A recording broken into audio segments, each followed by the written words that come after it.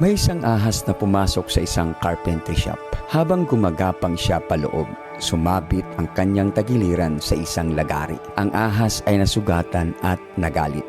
Bunsod ng galit ng ahas, tinuklaw niya ang lagari. Sa isip niya, ang lagari ay isang kaaway. Nang kanyang tinuklaw ang lagari, tumama siya sa mga ngipin nito at lalo siyang nasugatan at nasaktan. Dahil nagdugo ang labi ng ahas, lalo siyang nagngangalit sa galit at puot. Kaya ginamitan niya na ito ng kanyang special power. Kanyang pinaluputan ang lagari ng sobrang higpit ang buong lakas, at dahil dito napatay ng lagari ang ahas. Minsan dahil sa ating galit, akala natin sinasaktan natin ang mga taong nananakit sa atin.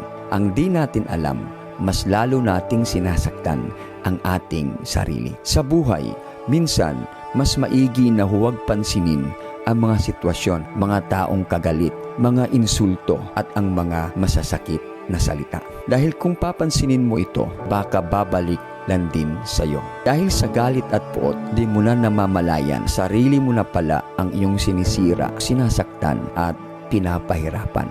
Lagi nating tatandaan, mas maganda kung lagi tayong magpakumbaba at mamuhay sa pag-ibig ng ating Panginoon.